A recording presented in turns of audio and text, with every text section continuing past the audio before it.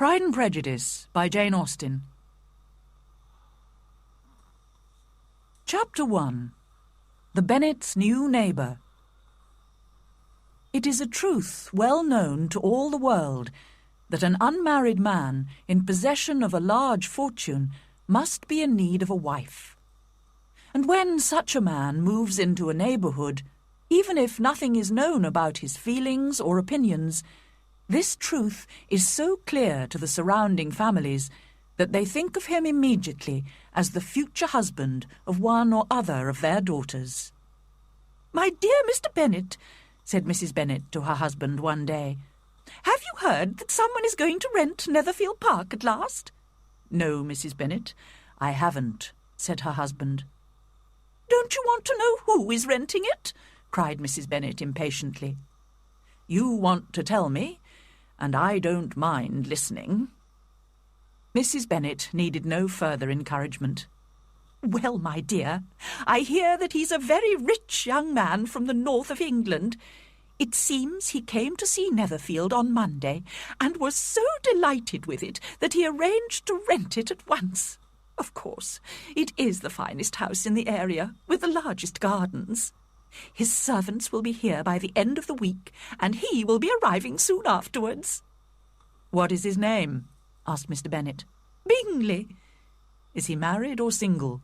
"Oh, single, my dear, of course. A single man of large fortune. He has an income of £4,000 or £5,000 a year. How wonderful for our girls!"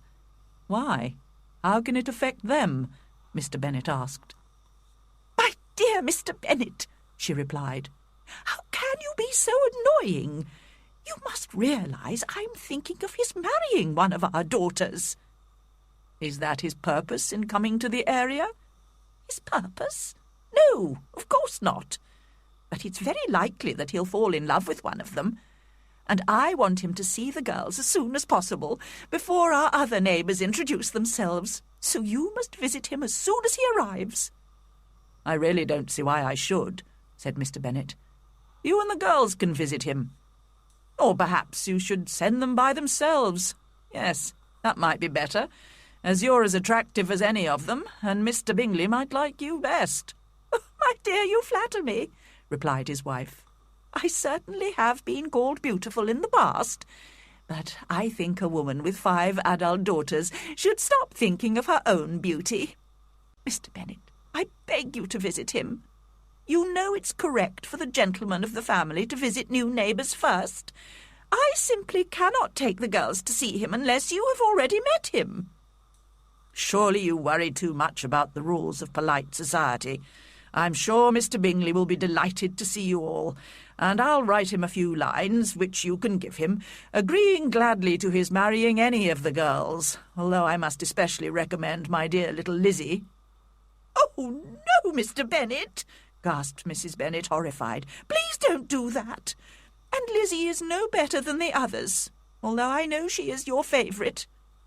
"Our daughters are all very silly, ignorant girls, it's true, but at least Lizzie is a little more intelligent than her sisters." "Mr. Bennet, how can you speak so unkindly of your own children? Oh, dear, how ill I feel. Have you no pity for me? Don't you realise how I suffer?" "Indeed, my dear, I've suffered with you for the last 23 years, but I think you will recover and live to see many more rich young men come into the neighbourhood." When he was young, Mr. Bennet had made the mistake of falling in love with a pretty but foolish young woman. During the long years of their marriage, he had had time to regret his mistake. He soon realised that his wife had little intelligence or common sense, and was only interested in talking, shopping, and finding husbands for her daughters. His experience had made him rather bitter, and he could not stop himself mocking his wife, who never understood her husband's sense of humour.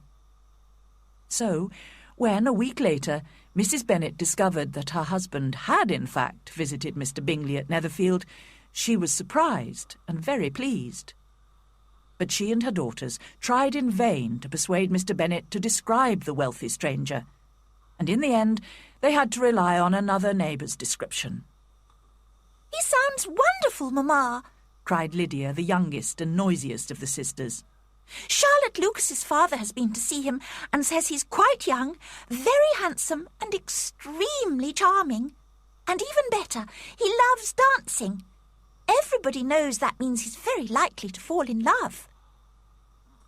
As politeness required, Mr. Bingley came to visit Mr. Bennet a few days later. He was not, however, fortunate enough to see the Bennet girls, who were hiding behind the curtains in an upstairs room in order to catch sight of the handsome stranger. Mrs. Bennet planned to invite him to dinner, but in fact they met him at another social event first.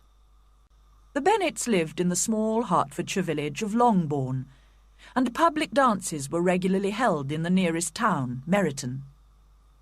The girls were greatly looking forward to this particular dance, because they had heard that Mr. Bingley would be attending with a group of friends from London. On the night of the dance, all eyes were on Mr. Bingley as he entered the room. He had brought his two sisters, with the husband of the elder, Mr. Hurst, and another young man, Mr. Darcy. Mr. Bingley was indeed good-looking and gentlemanlike, and his sisters were fine, fashionable women. However, everybody was soon talking about Mr. Darcy, a tall, handsome man, who, it was said, had an income of £10,000 a year. The ladies in the room gazed at him in admiration for about half the evening, until they became aware of his constant frown and his unwillingness to talk or dance. Then there was general agreement that he was proud and disagreeable, and considered himself superior to country people. Mr. Bingley, on the other hand, made himself popular with the ladies by dancing every dance and talking to everybody. As there were not as many gentlemen as ladies, Elizabeth Bennet did not have a partner for one of the dances, and was sitting watching the dancing. Mr. Darcy was standing near her, and when Mr. Bingley came up to speak to his friend, Elizabeth could not avoid hearing their conversation. "Come, Darcy," said Bingley, "I hate to see you looking so cross. Why don't you dance with one of these lovely girls?" "Certainly not," replied Darcy. "You know how I hate dancing with a partner I don't know. I would particularly dislike it at a village dance like this. Apart from your sisters, there isn't a woman in the room I would even consider dancing with. You were dancing with the only attractive girl here." He was looking at Mrs. Bennet's eldest daughter, Jane, who was waiting for Bingley to join her for the next dance. "Oh, yes, she's the most beautiful creature I've ever seen. But just behind you is one of her sisters. She's very pretty, and I'm sure she's very pleasant. My partner could introduce you." "Who do you mean?" And Darcy turned to look at Elizabeth for a moment. "No," he said coldly. "She's not attractive enough to tempt me. Go back to your partner, Bingley." This conversation did not endear Mr. Darcy to Elizabeth, but she told the story very cheerfully and amusingly to her friends. The evening passed very happily for everybody else, and Mrs. Bennet was delighted with the effect her eldest daughter had had on Mr. Bingley. "He danced with Jane twice," she told her husband later. "He danced with all the others only once. And he really is so handsome. But his friend, Mr. Darcy, was so rude to poor Elizabeth. Luckily she doesn't care. She wouldn't want to please him. Such a horrible, proud man. I simply hate him." When Jane and Elizabeth were alone, they discussed their dancing partners. "I was really very flattered when Mr. Bingley asked me to dance a second time," said Jane, blushing. "I didn't expect it at all." "Didn't you?" said Elizabeth. "I did. Dear Jane, you were 5 times prettier than any other woman in the room, but you're too modest ever to expect admiration." "I have to admit that I liked Mr. Bingley," continued Jane in her gentle voice. "He's so good-mannered and agreeable." "He's also handsome," added her sister, "which makes his character quite perfect. But what did you think of his sisters?" "Very pleasant when you get to know them. The younger, Miss Caroline Bingley, will be living at Netherfield with her brother. I'm sure we'll enjoy having her as a neighbour." Elizabeth listened in silence. She was not convinced. Jane is so kind, she thought, always ready to see the good side of people's characters. I considered Mr. Bingley's sisters too proud, almost rude, in fact. I'm sure they feel superior to most other people, like Mr. Darcy. But she did not say any more. After the dance, the Bennet and Bingley families began to visit each other every few days. It became evident that Mr. Bingley admired Jane very much, and Elizabeth knew that her sister was close to falling in love with him. She was discussing this with her good friend Charlotte Lucas one day. Charlotte was a sensible, intelligent young woman of 27, the eldest daughter of Sir William and Lady Lucas, who were neighbours of the Bennet family. "It's a good thing," said Elizabeth, "that if Jane is in love with Mr. Bingley, nobody will know, because she always behaves so cheerfully and normally." "That's sometimes a mistake," replied Charlotte, shaking her head wisely. "If she doesn't show her feelings at all, even to the man she loves, she may lose the opportunity of catching him. Jane should use every moment she gets with Bingley to attract and encourage him."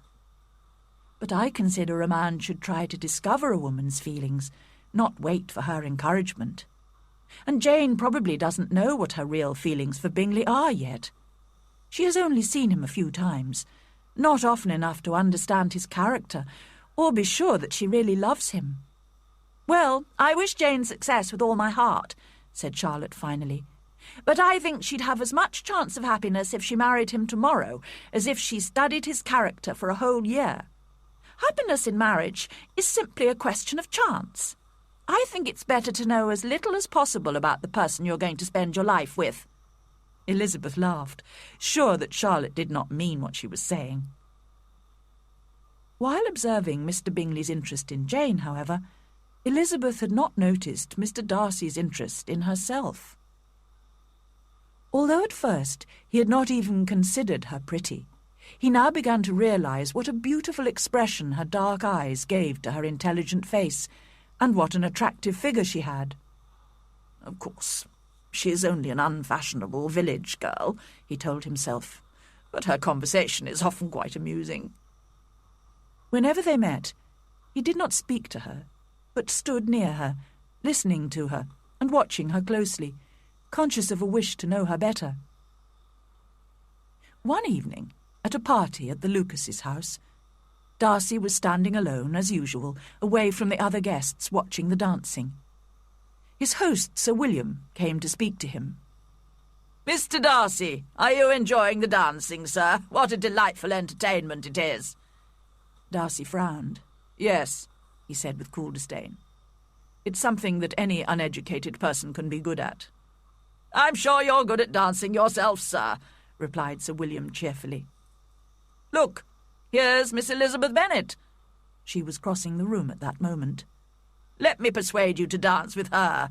You cannot refuse to dance when so much beauty is in front of you." "Indeed, sir," replied Elizabeth quickly in some embarrassment. "I have no intention of dancing. You must excuse me." "Miss Bennet, please allow me the pleasure of dancing with you," said Mr. Darcy politely, holding out his hand. But with equal politeness, Elizabeth refused again and turned away. Mr. Darcy was watching her walk away, with a slight smile on his face, when Caroline Bingley came up to him. "Mr. Darcy," she said, "I'm sure I know what you're thinking. How boring all these silly little country people are." "Not at all, Miss Bingley.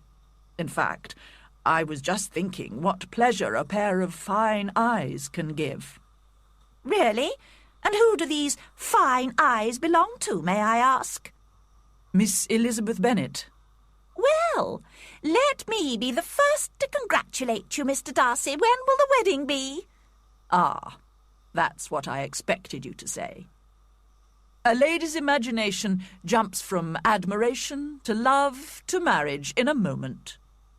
"Well, of course, when you're married, you will often have her charming mother and sisters to stay. How delightful for you!" And Miss Bingley, seeing that Darcy remained calm, continued to mock the Bennet family as amusingly as she could. Chapter 2. Jane's illness. Mr. Bennet had a comfortable income of £2,000 a year and a pleasant house in Longbourn. But unfortunately for his daughters, after his death, all his property would pass to a distant male relation. Mrs. Bennet's father had been a lawyer and had only left his daughter a small amount of money. She had a brother who owned shops in London, and she also had a sister married to a Mr. Phillips. He had been her father's clerk and now carried on his late employer's business. Mr. and Mrs. Phillips lived in Meryton, which was only a kilometre or so from the village of Longbourn. It was a most convenient distance for the Bennet girls, who were usually tempted there 3 or 4 times a week to visit their aunt or a dressmaker who lived opposite. The youngest daughters, Kitty and Lydia, were particularly regular visitors. Their minds were more vacant than their sisters', and if no better entertainment was available, a walk to Meryton always provided some amusement, as well as interesting local news from their aunt. The latest news, which delighted Kitty and Lydia, was that the regiment, which had recently arrived in Meryton, was to stay there for the whole winter. The 2 girls now visited their aunt every day, and as Mr. Phillips knew all the officers, Kitty and Lydia were soon introduced to them. At home, they could talk of nothing but officers and their handsome uniforms. Even Mr. Bingley's fortune now seemed hardly worth considering. After listening to their praise of the officers one morning, Mr. Bennet said coolly, "From what I can see, you must be 2 of the silliest girls in the country.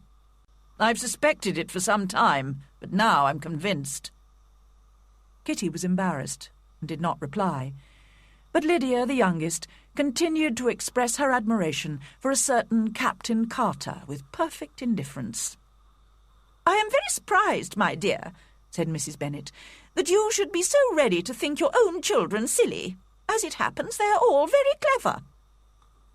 "That is the only point, I think, on which we do not agree. I am afraid I must say that I consider our 2 youngest daughters unusually foolish." "My dear Mr. Bennet, you mustn't expect such young girls to have the common sense of their father or mother. I remember when I used to like a red coat myself, and indeed I still do. If a good-looking officer with 5,000 or 6,000 a year wanted to marry one of my girls, I wouldn't turn him down. And I thought Colonel Forster looked very handsome last night at Sir William's in his regimental uniform." Just then, a servant entered with a note for Jane, which had come from Netherfield. Mrs. Bennet's eyes shone with pleasure, and she called out eagerly while her daughter was reading it, "Well, Jane, who is it from? What does he say? Tell us quickly, my love." "It's from Miss Bingley," said Jane. "She invites me to dinner at Netherfield, as she and her sister are alone. It seems her brother and the gentleman are having dinner with the officers in Meryton." "With the officers?" cried Lydia. "I wonder why Aunt Phillips didn't tell us that." "Having dinner in Meryton?" repeated Mrs. Bennet, shaking her head. "That's very unlucky." "May I take the carriage?" asked Jane. "No, my dear. You'd better ride over there, because it looks likely to rain, and then you'll have to stay the night." "That would be a good plan," said Elizabeth to her mother, "if you were sure they wouldn't offer to send her home in their carriage." "Oh, but they can't. The gentleman must have taken Mr. Bingley's carriage to go to Meryton." "I'd much rather go in the carriage," Jane said. "But, my dear, your father can't spare the horses, I'm sure. They're needed on the farm, aren't they, Mr. Bennet?" Mr. Bennet finally agreed that they were, in fact, being used that day in the fields. So Jane set out on her horse, while her mother called cheerfully after her, "I do hope it'll rain heavily, my love." And Jane had not been gone for long before it rained hard. Elizabeth was a little worried about her sister, but Mrs. Bennet was delighted. "What a good idea of mine that was," she said more than once, extremely pleased with herself. Not until the next morning, however, did she realize the full extent of her success. After breakfast, a servant from Netherfield arrived with a note from Jane to Elizabeth, explaining that Jane had caught cold on her wet ride and had been invited to stay at Netherfield until she recovered. "Well, my dear," said Mr. Bennet, "if your daughter should become seriously ill and die, it would be a comfort to know that she died in a good cause and in obedience to your orders." "Oh, I'm not afraid of her dying. People don't die of colds. She'll be looked after well at Netherfield. As long as she stays there, everything will be all right." But Elizabeth felt really anxious and was determined to go to her sister. As the carriage was not available and she was not keen on riding, she decided to walk the 5 kilometres to Netherfield. Kitty and Lydia accompanied her as far as Meryton, where they went to visit one of the officers' wives. Elizabeth continued alone, crossing field after field and jumping impatiently over streams in her anxiety to see her sister. When she arrived at Netherfield, with tired feet, muddy stockings, and a face healthily pink with exercise, she was shown straight into the sitting-room. The 2 sisters, Miss Bingley and Mrs. Hurst, could hardly believe that she had come so far alone and on foot in such bad weather, but they received her politely. Their brother, however, was more than polite. He was kind and considerate towards her. Mr. Darcy said very little, hesitating between admiration of her healthy good looks and doubt whether she should have come such a distance alone. Mr. Hurst said nothing at all, as he was thinking only of his breakfast. Elizabeth was glad to be taken almost immediately to her sister's room, where she found Jane delighted to see her, but very feverish and unwell. The doctor came, and after examining his patient, advised that she should stay in bed and take some medicine. Elizabeth stayed with her all day, looking after her, and the Bingley sisters also spent some time in the patient's room. However, in the afternoon, when it was time for Elizabeth to leave, Jane seemed so upset that Miss Bingley was obliged to invite Elizabeth to stay at Netherfield for the present, and a servant was sent to Longbourn to inform the Bennet family and bring back some clothes. That evening, Elizabeth went down to dinner, leaving Jane in bed in her room. She noticed the Bingley sisters' apparent concern for Jane changed to indifference in a few moments, and knew she had been right to dislike them at first sight. Mr. Bingley, indeed, was the only one of the group whose behaviour she was satisfied with. His anxiety for Jane was evident, and his politeness towards herself most pleasing. But the others, she felt, treated her as an unwelcome guest. Miss Bingley was concentrating all her attention on Mr. Darcy, and Mrs. Hurst also joined in their conversation, while Mr. Hurst was only interested in eating, drinking, and playing cards. When Elizabeth left the room after dinner to see if Jane needed anything, Miss Bingley at once began to criticise her. "What bad manners she has! She's both proud and lacking in politeness to her superiors. She has no conversation, no elegance, and no beauty." Mrs. Hurst agreed and added, "She has no good qualities, except that she's an excellent walker. I'll never forget her appearance this morning. She really looked almost wild." "She did indeed, Louisa. How silly of her to come at all. Why must she run around the countryside just because her sister has a cold? Her hair looked so untidy, and her dress simply covered in mud." "I must say," said Bingley, "I didn't notice any of that. I thought she looked remarkably attractive when she arrived this morning." "You observed her wild appearance, I'm sure, Mr. Darcy," said Miss Bingley. "And I imagine you wouldn't wish your sister to make such a show of herself." "Certainly not." "Walking 4 or 5 kilometres, whatever it was, up to her ankles in mud, and alone, quite alone. It seems to me to show a dreadful sort of independence, a country girl's indifference to what is acceptable." "I think it shows a very pleasing affection for her sister," said Bingley. "I'm afraid, Mr. Darcy," whispered Miss Bingley, "that this adventure has rather lessened your admiration of her fine eyes." "Not at all," he replied. "They were brightened by the exercise." After a short pause, Mrs. Hurst began again. I have a great liking for Jane Bennet. She's really a very sweet girl, and I wish with all my heart she were well married. But with such a father and mother, and with such vulgar relations, I'm afraid there's no chance of it. I think the Bennet girls have an uncle who's a lawyer in Meryton. Yes, and they have another who owns shops in Cheapside. Such a nice part of London. Both the sisters laughed. If they had enough uncles to fill Cheapside, cried Bingley, it wouldn't make them any less charming. But it must considerably lessen their chances of marrying men of any position in the world, replied Darcy. Bingley did not answer, but his sisters agreed enthusiastically, and continued mocking their dear friend's vulgar relations for some time. Late in the evening, when Elizabeth was satisfied that Jane was asleep, she felt she ought to go downstairs again. She found the party in the sitting-room playing cards, but although they invited her to join in their game, she refused politely and picked up a book to read. "I can fetch you more books to read if you wish," offered Bingley, "but I'm afraid I haven't got a large library. Unlike you, I'm too lazy to spend much time reading." "What a delightful library you have at Pemberley, Mr. Darcy," said Miss Bingley. "And what a beautiful house it is. Charles, when you buy your house, I hope it will be even half as lovely as Pemberley." "I hope so too," agreed Bingley. "And your dear sister, Mr. Darcy. I expect she's grown since the spring. I want so much to see her again. I've never met anyone who delighted me so much. Such an appearance, such manners, and so extremely accomplished for her age." "I'm always surprised," said Bingley, "to find how very accomplished all young ladies are. How do they have the time and patience to learn all these skills?" "Certainly people use the word accomplished too loosely," said Darcy. "But I am far from agreeing with you about ladies in general. I cannot boast of knowing more than 6 who are really accomplished."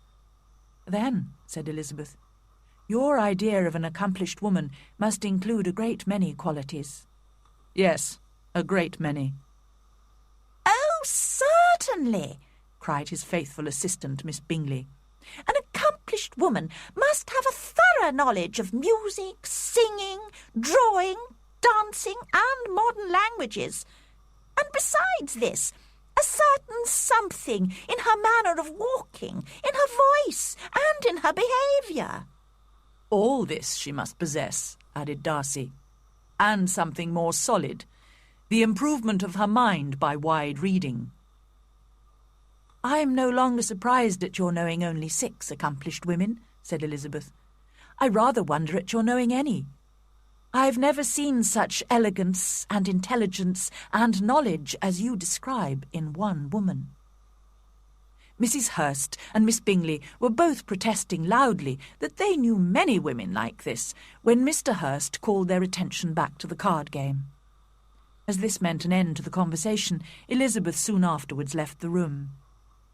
"Miss Elizabeth Bennet," said Miss Bingley to Darcy, "is one of those women who try to appear attractive to men by undervaluing other women. I think that's a mean trick." "It is true," said Darcy, "that there is meanness in all the tricks used by ladies to attract men." Miss Bingley was not satisfied enough with this answer to continue the conversation. The next morning, Elizabeth was glad to be able to inform Mr. Bingley and his sisters that Jane was very much better. In spite of this improvement, however, she asked for her mother to be sent for, as she wanted Mrs. Bennet's opinion of Jane's state of health. Soon after breakfast, therefore, Mrs. Bennet, accompanied by her 2 youngest daughters, reached Netherfield. Elizabeth, although relieved to hear that her mother did not think Jane's illness serious, began to regret asking her to come when she saw the Bingley sisters smiling at Mrs. Bennet's remarks. Elizabeth blushed for her mother, who could not help showing her lack of intelligence and common sense in everything she said. Kitty and Lydia made an equally bad impression. They had been whispering together when suddenly Lydia, who was an attractive, confident, well-grown girl of 15, pushed herself rudely forward. She begged Mr. Bingley to hold a ball at Netherfield. With his usual politeness, Mr. Bingley promised he would, but Elizabeth saw his sisters exchanging meaningful glances. She was quite glad when her mother and sisters left. She and Jane were to stay another night at Netherfield to allow Jane to recover completely. That evening, Elizabeth appeared again in the sitting-room. She could not avoid noticing how frequently Mr. Darcy's eyes were fixed on her. But as she felt sure that so great a man could not possibly admire her, she assumed that when he looked at her, he was criticising her in some way. This thought did not cause her any pain, as she liked him too little to care for his approval. In the conversation she had with him, she spoke in her usual slightly mocking manner, rather expecting to offend him, but was surprised by the quiet politeness of his replies. Darcy had never before been so charmed by any woman. He really believed that if she did not have such vulgar relations, he might be in danger of falling in love with her. Miss Bingley saw or suspected enough to be jealous, and her great anxiety for the recovery of her dear friend Jane was increased by her wish to get rid of Elizabeth. Fortunately, perhaps, for almost everyone at Netherfield, Elizabeth and her sister, who was now quite recovered, were returning home the next day. Only Mr. Bingley showed real sorrow at this, and was concerned that Jane might not be fit enough to travel. Mr. Darcy was quite relieved, and determined that no sign of admiration for Elizabeth should escape him now. Miss Bingley's politeness to Elizabeth, as well as her affection for Jane, increased rapidly as the moment of departure approached, and she was able to say good-bye to them with many warm expressions of friendliness and a promise to visit them very soon. Mr. Bennet was glad to welcome his eldest daughters home again, as he had felt their absence from the family circle. But Mrs. Bennet, who had hoped they would stay much longer, was quite disappointed to see them come back in such a short time. Chapter 3. Mr. Collins visits Longbourn. "I hope, my dear," said Mr. Bennet to his wife at breakfast the next morning, "that you have told the cook to send up a good dinner today, as I am expecting a visitor." "Who is it, my dear? I know of nobody who is coming, unless Charlotte Lucas happens to call in, and I hope my dinners are good enough for her." "The person I'm talking about is a gentleman and a stranger." Mrs. Bennet's eyes shone with excitement. "It's Mr. Bingley, I'm sure. Why, Jane, you never mentioned it.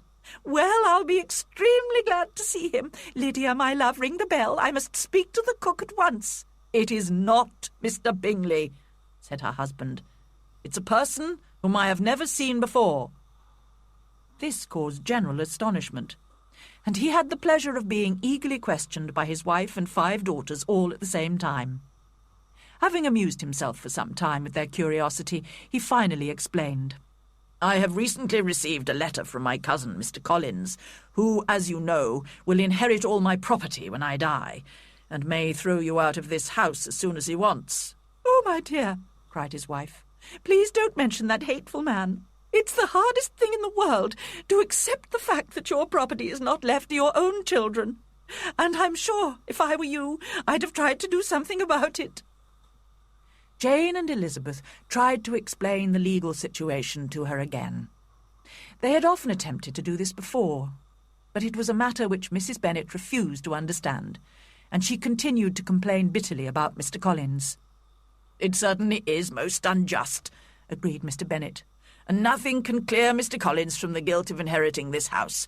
But if you listen while I read his letter to you, you may perhaps be a little softened by his manner of expressing himself." He read aloud the following letter. "Dear Sir, the disagreement between you and my late respected father always worried me, and since his death I have frequently wished to improve the relationship between our families. After a long period of study and training, I have recently become a priest, and have been fortunate enough to gain the patronage of Lady Catherine de Burgh, widow of Sir Lewis de Burgh. This generous lady has given me the post of rector at Hunsford, which was luckily vacant. Hunsford is the village near her own large country house in Kent. Here I carry out the duties of my profession whenever necessary, and I take great care to behave at all times with grateful respect towards her ladyship. As a priest, moreover, I feel it my duty to encourage all families in my area of influence to live peacefully. Because of this, I flatter myself that I am acting correctly in offering you my friendship. I am, of course, concerned that when I eventually inherit all your property, your daughters will doubtless be very poor, and I do apologize for this. I promise you I am ready to make amends in every possible way, but more about this later. If you do not object, I propose to visit you and your family on Monday, November the 18th at 4 o'clock, and shall probably stay until the following Saturday week. This will cause me no inconvenience at all, as Lady Catherine is far from objecting to my occasional absence from my duties. I remain, dear sir, with respectful good wishes to your lady and your daughters, your friend, William Collins. So we can expect this peacemaking gentleman at 4 o'clock today, said Mr. Bennet as he folded up the letter. He appears to be a most polite and serious young man. How considerate of Lady Catherine to allow him to visit us. Well, if he is ready to make amends to the girls in some way, I shall certainly not discourage him, said Mrs. Bennet. Although it's difficult, said Jane, to guess how he intends to do that. It's good of him to want to help us. I think he's peculiar, said Elizabeth. He sounds too pleased with himself, and he speaks so politely of Lady Catherine. And why does he apologise for inheriting father's property in future? We know it's not his fault. Can he be a sensible man, sir? She added, turning to Mr. Bennet. No, my dear, I think not. I have great hopes of finding him quite the opposite. There is a mixture of servility and self-importance in his letter which promises to be entertaining. I am impatient to see him. Mary, the middle daughter, who spent most of her time reading and who seldom joined in family conversation, now remarked that in her opinion his letter was well expressed. But Kitty and Lydia did not show any interest in the letter or its writer. As it was highly unlikely that their cousin would arrive in a regimental uniform, they could not imagine having any pleasure in meeting him. Their mother, however, had changed her attitude towards Mr. Collins after his letter, and was now preparing to meet him with such calmness that it astonished her husband and daughters. Mr. Collins arrived punctually, and was received with great politeness by the whole family. Mr. Bennet indeed said little, but the ladies were ready enough to talk, and Mr. Collins did not seem in need of encouragement. He was a tall, heavy-looking young man of 25. His expression was serious, and his manners very formal. Soon after his arrival, he said to Mrs. Bennet, "Madam, I must compliment you on having such a fine family of daughters. I had heard much of their beauty, but I find them even more beautiful than reports have stated. I do not doubt you will see them all well married quite soon." Mrs. Bennet never quarrelled with compliments, and she answered, "You are very kind, sir, and indeed I do hope so, because otherwise they'll have nothing at all to live on." "You refer, perhaps, to my inheriting the Bennet property?" "Ah, yes, sir, I do.